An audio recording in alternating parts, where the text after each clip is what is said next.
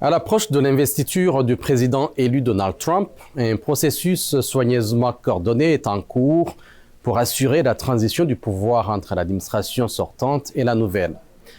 Des experts analysent comment le gouvernement fédéral se prépare à ce moment crucial de la démocratie américaine. Salem Solomon nous en dit plus. Le récit est de Jean-Roger Bion.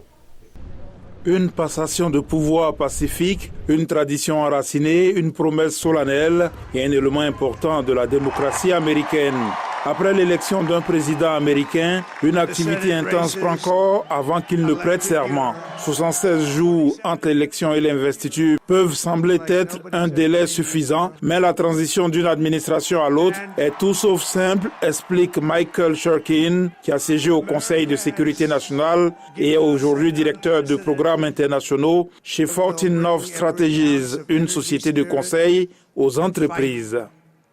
Nous voulons nous assurer que le président réussisse. Donc, s'ils veulent revoir la politique, nous allons les aider à le faire en leur disant ce que nous savons et en leur expliquant ce qui se passe. Le président élu n'entrera officiellement en fonction que le 20 janvier, mais la planification doit commencer bien plus tôt, explique Valérie Smith-Boyd du Centre en charge de la transition présidentielle. C'est une tâche extrêmement vaste et la première chose que notre organisation a faite a été d'essayer d'encourager les candidats à la présidence à commencer ce processus de planification au début de l'année électorale. Bien sûr, ils ont pour objectif principal de remporter l'élection, mais ils doivent également créer une organisation distincte qui étudie comment examiner des centaines de milliers de CV pour sélectionner exactement les bonnes personnes pour traduire leurs promesses politiques en action. Pourvoir des postes au sein de la fonction publique n'est pas une mince affaire. De nombreux postes nécessitent une confirmation du Sénat, tandis que d'autres doivent faire l'objet d'une vérification de sécurité, ce qui crée une période délicate, explique Mme Boyd. Nous considérons les périodes de transition comme une période de vulnérabilité pour la nation, car les personnes nommées par le pouvoir politique et les hauts dirigeants quittent une administration.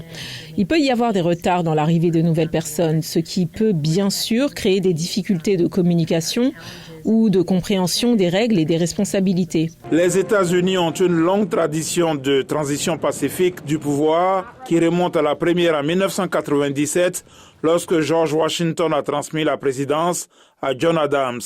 Selon Mme Boyd, une communication claire et efficace est essentielle à la réussite d'un transfert de pouvoir.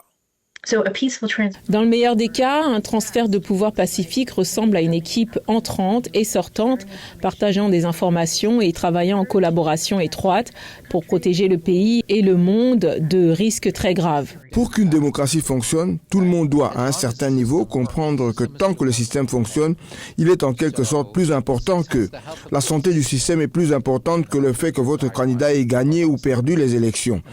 Et je pense que c'est l'une des raisons historiques pour lesquelles la démocratie américaine a été si stable et si relativement prospère.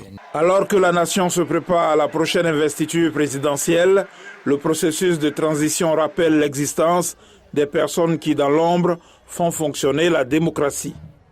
Aux États-Unis, la transition présidentielle reste un moment clé qui illustre la résilience des institutions démocratiques américaines et repose sur une coopération minutieuse entre équipes sortantes et entrantes, un gage de continuité et de stabilité pour le pays et le monde. Eric Manilakidza, VOA Afrique, Washington.